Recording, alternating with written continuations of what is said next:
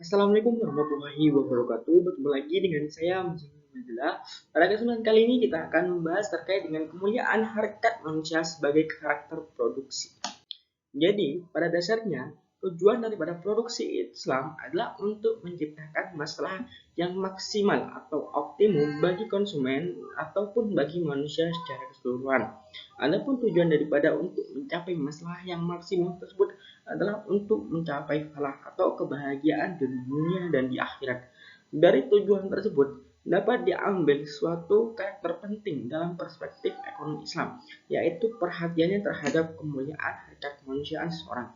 Apabila dalam kegiatan produksinya dapat menurunkan kemuliaan harkat kemanusiaan seseorang, maka hal tersebut tidak sesuai dengan ajaran agama Islam.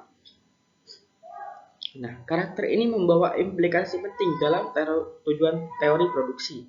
Salah satunya adalah dalam memandang dalam pandangan terkait dengan tenaga kerja dan modal atau kapital. Dalam pandangan ekonomi konvensional, tenaga kerja dan kapital atau modal dianggap setara dan dapat saling menggantikan satu sama lain atau dianggap sebagai substitusi sempurna. Apabila penggunaan modal lebih efisien, lebih murah, dan lebih cepat, maka dibandingkan tenaga kerja, maka mereka lebih cenderung menggunakan modal atau kapital dibandingkan tenaga kerja. Begitupun sebaliknya. Dari anggapan ini membawa banyak masalah dalam kegiatan ekonomi.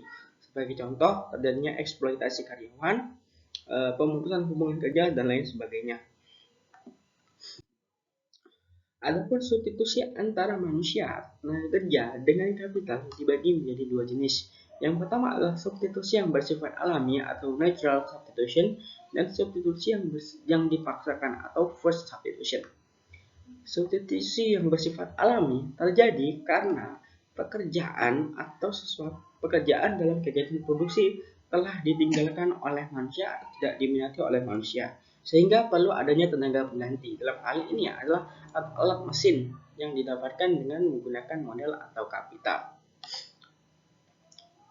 Nah, salah satu contoh dari substitusi yang bersifat alamiah adalah ketika pada zaman dahulu banyak sekali tenaga kerja dalam dunia pertanian dan banyak dikerjakan secara manual karena tersedianya tenaga kerja yang cukup berlimpah. Namun pada masa sekarang banyak yang tidak berminat untuk menjadi petani karena dianggap kurang mampu mensejahterakan kehidupan mereka.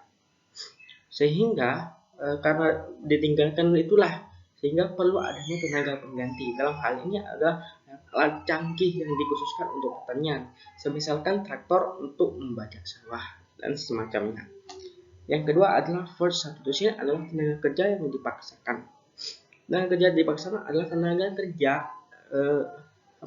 penggantian manusia dengan tenaga kerja yang tidak bersifat alami atau masih tersedianya tenaga kerja namun tetap diganti dengan kapital atau modal secara paksa demi keuntungan pemiliknya semata saja.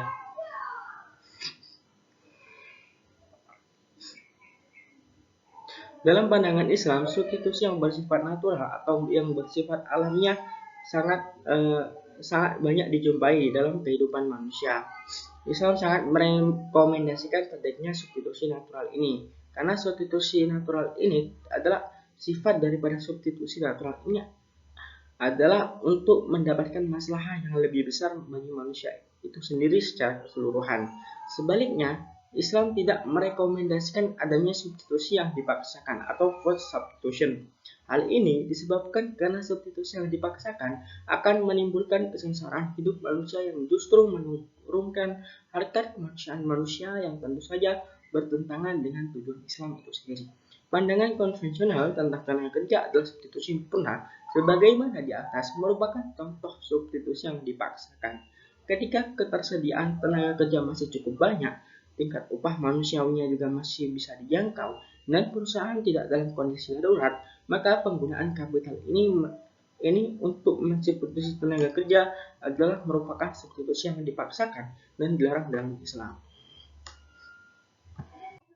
Mungkin itu saja pemaparan materi saya pada video kali ini. Kurang lebihnya saya mohon maaf. Wassalamualaikum warahmatullahi wabarakatuh.